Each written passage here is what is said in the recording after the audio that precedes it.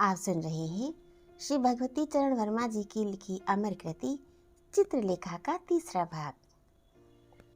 विशाल देव ने कुमारगिरी में एक महान आत्मा देखी। कुमारगिरी के ज्ञान और तेज के सामने वह झुक गया। कुमारगिरी के तर्क अकाट्य थे। विशाल देव के सब भ्रमों को वह क्षण में निवारण कर देता था। कुमारगिरी ने विशाल देव को योग का अभ्यास कराना आरंभ कर दिया। कुमारगिरी को योग्य शिष्य मिला और विशाल देव को योग्य गुरु। उस दिन कुमारगिरी विशाल देव को उपासना का महत्व बतला रहे थे। उस समय सूर्यास्त हो चुका था। निर्जन में कुमारगिरी की कुटी का दीपक टिमटिमा रहा था। अचानक द्वार पर पदध्वनि सुनाई दी और साथ ही किसी ने कहा, भूले हुए पथिक रात्रि भर के लिए आश्रय चाहते हैं। कुमारगिरी ने उत्तर दिया, उनका स्वागत है। मेरी कुटी प्रत्येक भूले हुए प्राणी के लिए खुली है। अपने उत्तर पर कुमारगिरी स्वयं हंस पड़े। उसी समय एक स्त्री के साथ एक पुरुष ने कुटी में प्रवेश किया। स्त्री को देखकर योगी कुमारगिरी चौंक उठे। उन्होंने पुरुष से कहा, अतिथि, तुमने मुझे पहले ही क्यों नहीं बताया कि तुम्हारे साथ एक स्त्री भी है? तुम्हें ये ज्ञान होना चाहिए कि यह उस योगी की कुटी है जो संसार छोड़ चुका है। पुरुष ने उत्तर दिया, भगवान, मुझे यह तो ज्ञात है कि यह एक योगी की कुटी है, पर यह नहीं सोचा था कि एक इंद्रियजित योगी को केवल रात्रि भर के लिए एक स्त्री को, और उस स्त्री को जो एक पुरुष के साथ है, आश्रय देने में संकोच होगा। इस उत्तर से कुमारगिरी निस्तेज हो गए। उस समय तक स्त्री आसन पर बैठ गई थी और दीपक के मंद प्रकाश के सामने उसका मुख हो गया था। कुमारगिरी ने कहा, अतिथि, मैंने इस कुटी में स्त्री को आश्रय देने में संकोच किया था, वो केवल इसलिए कि स्त्री अंधकार है, मोह है, माया है और वासना है। ज्ञान के आलोक में संसार में स्त्री का कोई स्थान नहीं। पर फिर भी तुम दोनों मेरे अतिथि हो, इसलिए तुम दोनों का अतिथि सत्कार करना मेरा कर्तव्य है। स्त्री अभी तक इस वार्तालाप को आश्चर्य तथा कौतूहल के साथ सुन रही थी। उसने कुमारगिरी के वाक्य समाप्त होने पर उनके सामने अपना मस्तक नमाकर कहा, प्रकाश पर लुब्ध पतंग को अंधकार का प्रणाम है। वाक्य तीर की भांति पैना तथा घातक था। स्वर संगीत की भांति कोमल, सौंदर्य में कवित्व था, वासना की मस्ती में अहंकार। कुमारगिरी इस असाधारण स्त्री का असाधारण अभिवादन सुनकर चौंक से उठे। उन्होंने उस स्त्री की ओर ध्यान से देखा। स्त्री को देखकर वह चकित हो गए। अपने जीवन में उन्होंने इतनी सुंदर स्त्री न देखी थी। स्त्री के उस वाक्य का उत्तर देना उन्होंने उचित न समझा। पुरुष से उन्होंने कहा, अपने अतिथियों का परिचय पाने का मुझको अधिकार प्राप्त है। पुरुष ने उत्तर दिया, भगवान, इस दास का नाम बीजगुप्त है और वो पाटिलपुत्र का एक सामंत है, और यह स्त्री पाटिलपुत्र की सर्व सुंदरी नर्तकी चित्रलेखा है। बीजगुप्त और चित्रलेखा? इस बार कुमारगिरी चित्रलेखा की ओर मुड़े। नर्तकी चित्रलेखा, तुम्हारे कवित्व की कर्कशता पर उन्माद का आवरण है। तुम्हारे विष को तुम्हारा सौंदर्य छिपाए हुए है। तुम मेरी अतिथि हो और तुमने मेरी अभ्यर्थना की है। आशीर्वाद देना मेरा धर्म है। भगवान तुम्हें सुमति प्रदान करें। चित्रलेखा हंस पड़ी। उसके मधुर हास्य में मन को लुब्ध कर देने वाला पराग था। योगी, सुमति के अर्थ में भेद होता है। अनुराग का सुख विराग का दुख है। प्रत्येक व्यक्ति अपने सिद्धांतों को निर्धारित करता है तथा उन पर विश्वास भी करता है। प्रत्येक मनुष्य अपने को ठीक मार्ग पर समझता है और उसके मतानुसार दूसरे सिद्धांत पर विश्वास करने वाला व्यक्ति गलत मार्ग पर है। अनुराग की दासी नर्तकी ने विराग के स्वामी योगी का सामना किया। क्रांति और शांति का मुकाबला था। जीवन और मुक्ति में होड़ थी। कुमारगिरी ने अविचलित भाव से उत्तर दिया, पर सत्य एक है, वास्तविकता का ज्ञान। मार्ग वही ठीक है जिससे शांति तथा सुख मिल सके। कुमारगिरी का स्वर गंभीर था। तपस्या का तेज नवयुवक योगी के सुंदर वेश को आलोकित कर रहा था। कुमारगिरी की बड़ी बड़ी आंखों में शांति की ज्योति थी।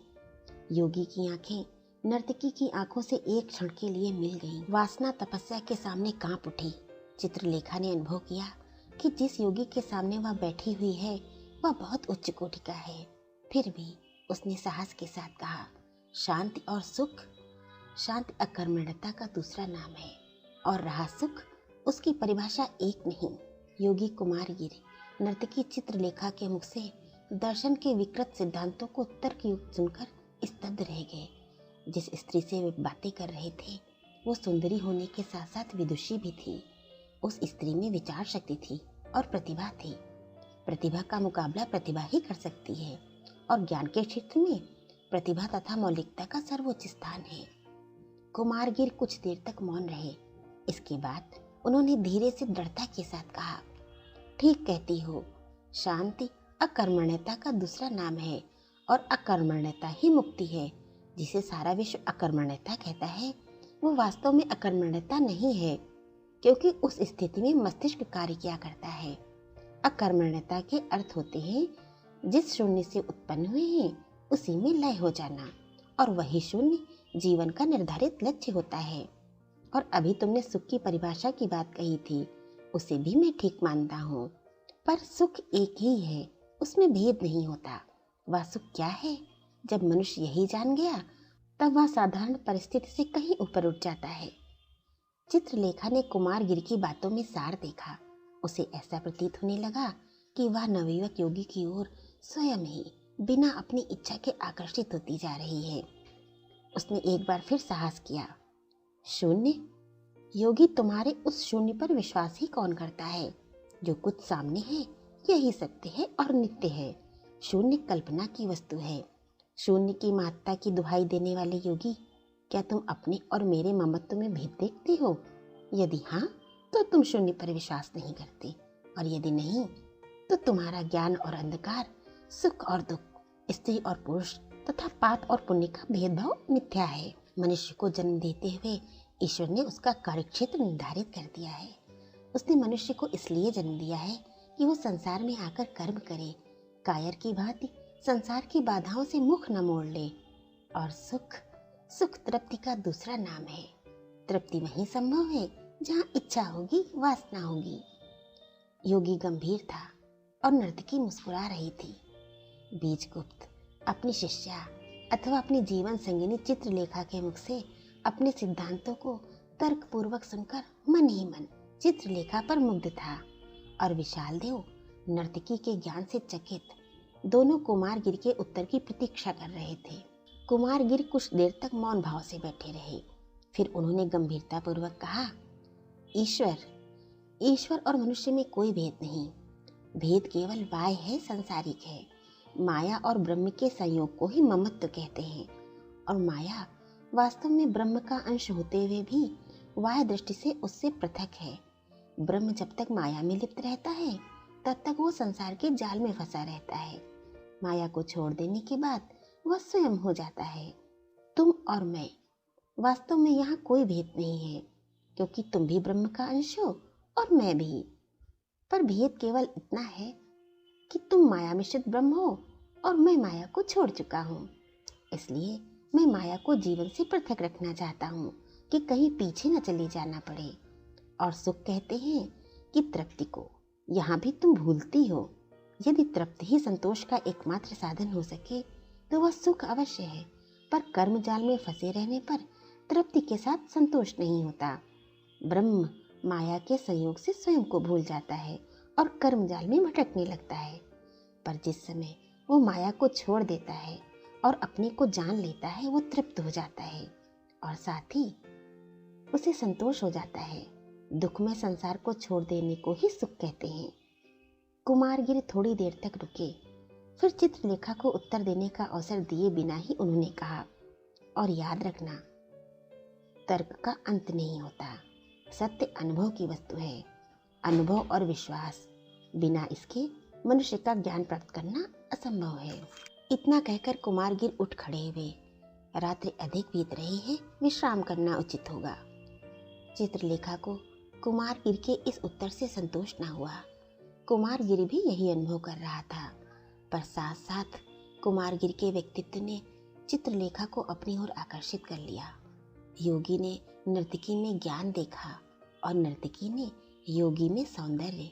एक विचित्र बात थी, दोनों एक दूसरे से संतुष्ट न थे, पर प्रभावित अवश्य थे। दोनों ने एक दूसरे में आकर्षण देखा, योगी ने ज्ञान का और नर्तकी ने सौंदर्य का। पर बीजगुप्त ने क्या देखा यह वह स्वयं ही न समझ सका। कुमारगिर और चित्रलेखा की बातचीत से उसके हृदय में एक प्रकार की अशांति उत्पन्न हो गई। अशांति सिद्धांतों के संबंध में न थी, फिर किस प्रकार की अशांति थी, इसे वह जानने की लाख चेष्टा करता हुआ भी जान न सका। उसके हृदय ने चित्रलेखा के हृदय में कुमारगिर के प्रति आकर्षण की छाया का एक क्षीण आभास पा लिया था, पर वह इस पर विश्वास न कर सका। कुमारगिर ने कहा, मेरा शिष्य विशाल देव आज रात को मेरी कुटी में विश्राम करेगा। उसकी कुटी खाली है, अतिथि वहां जा सकते हैं। बीजगुप्त उठ खड़ा हुआ, साथ ही चित्रलेखा। चलते हुए चित्रलेखा ने कहा, योगी, तपस्या जीवन की भूल है, ये मैं तुम्हें बता देती हूँ। तपस्या की वास्तविकता है आत्मा का हनन। अच्छा, श्री चरणों को नर्तकी चित्रलेखा का प्रणाम। इतना कहकर वह हंसते हुए बीजगुप्त के साथ कुटी से बाहर चली गई। चित्रलेखा के जाने के बाद कुमारगिर हंस पड़े। ठीक कहती हो, तपस्या कहते हैं आत्मा के हनन को, और आत्मा ब्रह्म और माया के संयोग को कहते हैं। जिस समय आत्मा मर जाती है, माया का विकार लोप हो जाता है और सच्चित आनंद ब्रह्म रह जाता है। पर नर्तकी, तुम में यदि अनुभव होता, यदि तुम्हारी परिस्थिति दूसरी होती, तो शायद तुम भी इस रहस्य को समझ सकती। तुम में ज्ञान है, पर उस ज्ञान का कोई पथ प्रदर्शक नहीं है। मुझे तुम पर दुख है। विशाल देव बीजगुप्त और चित्रलेखा को अपनी कुटी में पहुंचाकर गुरु की कुटी में लौट आया। शयन से पहले बीजगुप्त ने कहा, चित्रलेखा। चित्रलेखा ने उत्तर दिया, प्रियतम। बीजगुप्त ने एक ठंडा श्वास लेकर कहा, हृदय पर एक प्रकार का भार सा मालूम होता है। ऐसा प्रतीत होता है कि मानो हम दोनों के जीवन पर दुख के बादल मंडरा रहे हैं। चित्रलेखा, कुमारगिर योगी है और संभवतः उसमें आकर्षण शक्ति भी है। चित्रलेखा का मुख एक क्षण के लिए पीला पड़ गया, पर उसने संभल कर उत्तर दिया, प्रियतम, कुमारगिर योगी है और मूर्ख है, उसकी आत्मा मर चुकी है। चित्रलेखा ने बीजगुप्त को और अपने को धोखा देने का प्रयत्न किया। उसने फिर कहा, कुमारगिर निर्जन का निवासी है और हम दोनों कर्म क्षेत्र के अभिनेता। कुमारगिर ने वासनाओं का हनन कर दिया है और हम दोनों वासनाओं पर विश्वास करते हैं। कुमारगिर के जीवन का लक्ष्य है कल्पना का शून्य और हम दोनों के जीवन का लक्ष्य है मस्ती का पागलपन। प्रियतम, संसार में कोई भी व्यक्ति हम दोनों के बीच में नहीं आ सकता। बीजगुप्त का मुख प्रसन्नता से चमक उठा। भगवान ऐसा ही करे। चित्रलेखा ने बीजगुप्त को धोखा दे दिया, पर वह अपने को धोखा न दे सकी। उसने मन ही मन कहा, पर कुमारगिर सुंदर अवश्य है। महायज्ञ के अभिमंत्रित धूम्र से सुवासित राजप्रसाद के विशाल प्रांगण में सम्राट चंद्रगुप्त मौर्य के अतिथि आसीन थे।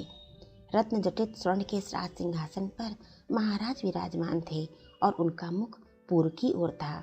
उनके दक्षिण ओर क्रम से यथा योग्य विशाल साम्राज्य के आमंत्रित सामंतगण बैठे थे और वाम पार्श्व में राज्य के प्रधान कर्मचारी। सामने कर्मकांडी ब्राह्मणों तथा तपस्वियों का जमघट था। ये सभा प्रथा के अनुसार महायज्ञ के बाद दर्शन पर तर्क करने के लिए एकत्रित हुई थी। महाराज चंद्रगुप्त ने हंसकर अपने प्रधानमंत्री चाणक्य की ओर देखा। नीति कुशल मंत्रीवर, आपका नीति शास्त्र अनेक स्थानों पर धार्मिक सिद्धांतों की अवहेलना करता है। इस विरोध का क्या कारण है? क्या आप ये बतलाने की कृपा करेंगे कि नीति शास्त्र धर्म के अंतर्गत है अथवा नहीं? चाणक्य ने उठकर अपने सामने आसीन विद्वान मंडली को मस्तक नमाया और फिर सम्राट को अभिवादन करके वे बैठ गए। बैठकर उन्होंने उत्तर दिया, महाराज का कथन सर्वथा उचित है। मेरे नीति शास्त्र में कहीं कहीं निर्धारित धर्म की रूढ़ियों के विरोधी सिद्धांत मिलते हैं, ये स्पष्ट है और ये मैं मानता हूँ। पर उसके साथ ही मैं ये बतला देना चाहता हूँ कि धर्म समाज द्वारा निर्मित है। धर्म के नीति शास्त्र को जन्म नहीं दिया है, वरन इसके विपरीत नीति शास्त्र ने धर्म को जन्म दिया है। समाज को जीवित रखने के लिए समाज द्वारा निर्धारित नियमों को ही नीति शास्त्र कहते हैं और इस नीति शास्त्र का आधार तर्क है। धर्म का आधार विश्वास है और विश्वास के बंधन से प्रत्येक मनुष्य को बांधकर उससे अपने नियमों का पालन कराना ही समाज के लिए हितकर है। इसलिए ऐसी भी परिस्थितियां आ सकती हैं जब धर्म के विरुद्ध चलना समाज के लिए कल्याणकारक हो जाता है और धीरे धीरे धर्म का रूप बदल जाता है। चाणक्य का वाक्य समाप्त होते ही विद्वान मंडली में घोर निस्तब्धता छा गई। महाराज चंद्रगुप्त ने गर्व से अपने मंत्री की ओर देखा और फिर अपने सामने उपस्थित विद्वान मंडली की ओर। मंत्री ने बहुत बड़ी बात कह डाली थी और उनकी बात में यथेष्ट सार था। फिर बात भी नई थी, निर्धारित सिद्धांतों के प्रतिकूल। इस बात का उत्तर कौन देगा? लोग इसकी प्रतीक्षा कर रहे थे। विद्वान मंडली में बैठे हुए एक नवयुवक योगी ने शांत भाव से उत्तर दिया, राजन, ईश्वर मनुष्य का जन्मदाता है और मनुष्य समाज का जन्मदाता है। धर्म ईश्वर का सांसारिक रूप है, वो मनुष्य को ईश्वर से मिलाने का साधन है। धर्म की अवहेलना ईश्वर की अवहेलना है, सत्य से दूर हटना है। सत्य एक है, धर्म उसी सत्य का दूसरा नाम है। यदि नीति शास्त्र धर्म के सिद्धांतों के प्रतिकूल है तो वह नीति शास्त्र नहीं वरन अनीति शास्त्र है। उचित और अनुचित, न्याय और अन्याय, इन सब की कसौटी धर्म है। धर्म के अंतर्गत सारा विश्व है। वयोवृद्ध मंत्री चाणक्य ने अपने सामने बैठे हुए नवयुवक योगी कुमारगिर को इस प्रकार देखा जिस प्रकार एक दानव अपने सामने खड़े हुए बौने की ओर देखता है। वे मन ही मन हंसे। धर्म की गुरुता को स्वीकार करके उसकी दुहाई देने वाले योगी, जानते हो धर्म को किसने जन्म दिया है? ईश्वर ने, मनुष्य की अंतरात्मा द्वारा। और ईश्वर को? लोग चाणक्य के इस प्रश्न से चकित हो गए। ईश्वर को किसने जन्म दिया होगा? कितना भयानक प्रश्न था। जन समुदाय में एक हल्का सा कोलाहल विकसित हो उठा। कुमारगिरी ने उसी प्रकार शांत भाव से उत्तर दिया, ईश्वर अनादि है। ठीक कहते हो योगी, ईश्वर अनादि है। ये बात नई नहीं है। प्रत्येक मनुष्य कहता है कि ईश्वर अनादि है, पर क्या तुम ईश्वर को जानते हो? क्या यहाँ बैठा हुआ कोई भी व्यक्ति ईश्वर को जानता है? चाणक्य का स्वर गंभीर था और उनके नेत्रों में ज्योति थी। बिना किसी के उत्तर की प्रतीक्षा किए ही चाणक्य ने और कहा, हाँ, ईश्वर अनादि है, पर उस ईश्वर को मैं दावे के साथ कह सकता हूँ कि कोई नहीं जानता। वो कल्पना से परे है, वह सत्य है, पर इतना प्रकाशवान कि मनुष्य के नेत्र उसके आगे नहीं खुले रह सकते। उस सत्य को जानने का प्रयत्न करो, उस ईश्वर को पाने के लिए घोर तपस्या करो, पर सब व्यर्थ है, निष्फल है। यदि तुम ईश्वर को ही जान सको, यदि तुम्हारी कल्पना में ही वह अखंड और निसीम अनंत का रचयिता आ सके, तो फिर वह ईश्वर कैसा? पर योगी, हमारा और तुम्हारा ईश्वर जिसकी हम पूजा करते हैं, उस ईश्वर से भिन्न है। हमारा और तुम्हारा ईश्वर कल्पना जनित ईश्वर है। अपनी आवश्यकताओं को पूरा करने के लिए ही समाज ने उस ईश्वर को जन्म दिया है। चाणक्य ने रुककर अपने चारों ओर देखा। गहरा सन्नाटा छाया हुआ था। योगी कुमारगिर के नेत्र बंद थे, मानो वह किसी गहरे विचार में मग्न था। चाणक्य आसन से उठ खड़े हुए। उन्होंने सभा मंडल में अपने चारों ओर देखा। उनकी दृष्टि में गर्व था और अपने ऊपर विश्वास। उनकी आंखें सभा मंडल में बैठे हुए अखंड विद्वानों को चुनौती दे रही थीं कि उनमें से कोई भी व्यक्ति उनका लोहा ले। थोड़ी देर तक उत्तर की प्रतीक्षा करने के बाद चाणक्य ने फिर कहा, अभी बात अधूरी है। हाँ, मैंने ये कहा था कि हमारा और तुम्हारा ईश्वर जिसकी हम पूजा करते हैं कल्पना जनित चीज है और समाज द्वारा निर्मित है। उसके भिन्न भिन्न रूप है। अब आती है अंतरात्मा की बात। यहाँ भी निर्धारित मत अधिक अंश में भ्रमात्मक है। अंतरात्मा ईश्वर द्वारा निर्मित नहीं है वरन समाज द्वारा निर्मित है। यदि वास्तव में वह ईश्वर प्रदत्त होती तो भिन्न भिन्न समाज के व्यक्तियों की अंतरात्माएं भिन्न भिन्न ना होती। ईश्वर एक है। यदि वास्तव में उसने धर्म के नियम बनाए हैं तो प्रत्येक व्यक्ति पर एक ही नियम लागू होता है, पर ऐसी बात नहीं है। एक समाज के व्यक्ति की अंतरात्मा प्रायः दूसरे समाज के व्यक्ति की अंतरात्मा के अनुसार नहीं होती। मनुष्य की अंतरात्मा केवल उसी बात को अनुचित समझती है जिसको समाज अनुचित समझता है। इसलिए यह निश्चय पूर्वक कहा जा सकता है कि अंतरात्मा समाज द्वारा निर्मित है। मनुष्य के हृदय में समाज के नियमों के प्रति अंधविश्वास और पूर्ण श्रद्धा को ही अंतरात्मा कहते हैं। समाज से पृथक उसका कोई अस्तित्व नहीं है। चाणक्य आसन पर बैठ गए। विद्वानों में बहुतों ने चाणक्य के अकाट्य तर्कों से प्रभावित होकर उनके आगे मस्तक नमा दिया। कुमारगिरि ने चाणक्य के ये वाक्य सुने या नहीं, ये नहीं कहा जा सकता। वो अपने विचारों में उस समय भी तल्लीन था। उसके नेत्र बंद थे और उसके शांत मुख पर एक अलौकिक तेज था। पर विजय उस समय चाणक्य की ही रही। कुमारगिरि लोगों के मतानुसार चाणक्य के अकाट्य तर्कों का कोई उत्तर न दे सके। चंद्रगुप्त मुस्कुरा रहे थे। थोड़ी देर तक और प्रतीक्षा करने के बाद उसने अपने सहचर की ओर संकेत किया। उसने उसी समय उठकर कहा, वाद विवाद का अंत हो गया, अब नृत्य आरंभ होगा।